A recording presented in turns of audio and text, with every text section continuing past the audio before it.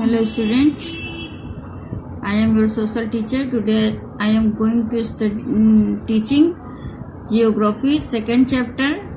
Today is my topic how from India, major physiographical division and what is Gondwana land. To start, the peninsula was the part of the oldest landmass which itself was the part of Gondwana land. Gondwana भूमि का एक हिस्सा था पहले peninsula मतलब प्रायद्वीपीय भूभाग पहले Gondwana land का ही एक हिस्सा था. The Gondwana land included India, Australia, South Africa and South America as one single landmass. This is underline. इसको अंडरलाइन कर लीजिए. तो गोंडवाना भूभाग में भारत, ऑस्ट्रेलिया, दक्षिण अफ्रीका तथा दक्षिण अमेरिका के क्षेत्र शामिल हैं. Due to the convectional current, the crust splits into a number of pieces which lead to the drifting of the Indo-Australian plate after being separated from the Gondwana land toward north.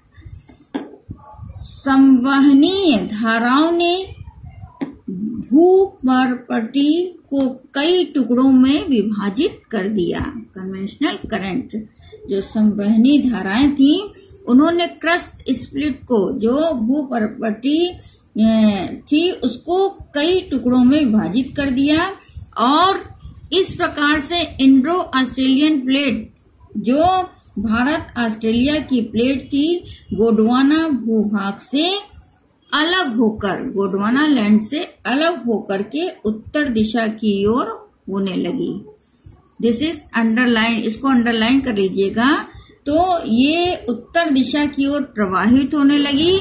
The northward drift resulted in the collision of the plate with much larger Eurasian plate. उत्तर दिशा की ओर प्रवाह के फलस्वरूप ये plate, विशालकाय plate, कौन सी प्लेट थी विशालकाय? यूरेशियन प्लेट, उससे जाकर के टकराई. This collision result in making of sedimentary rocks which were accumulated in the geoclinic known as the Tethys were folded to form the mountain system of the Western Asia and Himalaya. और इस टकराव के कारण इन दोनों प्लेटों के बीच स्थित जो टेथिस भूमि थी, भूमि थी, वो अभिनीत की अवसादी शैलों में क्या पड़ने लगा? वलन पड़ने लगा. वलन मतलब घुमाव होने लगा और ये घुमाव हिमालय तथा पश्चिम एशिया की पर्वतीय श्रृंखला के रूप में विकसित हो गया. अर्थात जो हिमालय का निर्माण हुआ है वो टेथिस की भूमि जब फोल्ड हो गई तो उसी के कारण ये हुआ है. Gondwana land. It is the southern part of the ancient supercontinent Bangwa with Angara land in the mountain north. This is important fact. ये शॉर्ट क्वेश्चन में आ सकता है.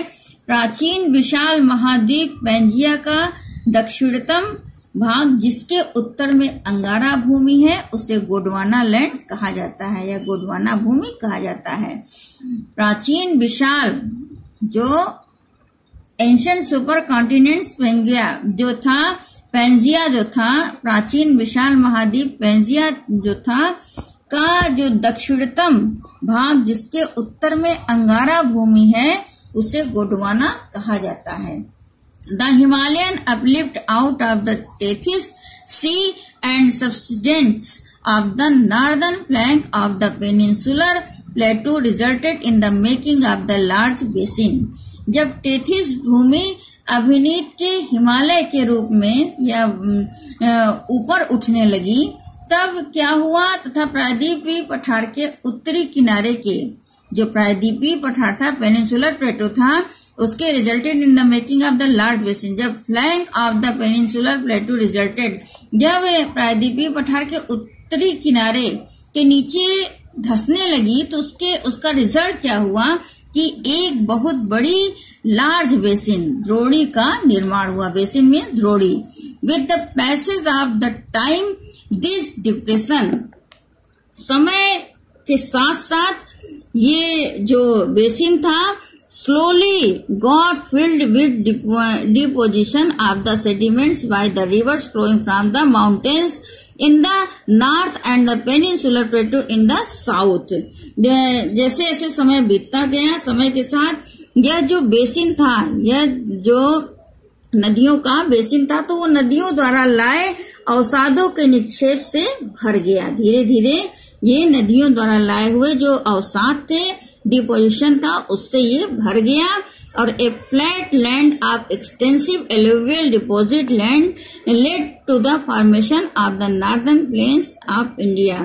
तो इन नदियों के द्वारा उत्तर के पर्वतों एवं दक्षिण के प्रायद्वीपीय पठारों से आई हुई जो जलोढ़ का निक्षेप था, उससे एक विशाल समतल भूमि का निर्माण हुआ और वो समतल विशाल भूभाग भारत के उत्तरी मैदानों के रूप में विकसित हुआ। उत्तरी जो नॉर्दर्न प्लेन्स एरिया है वो यही है।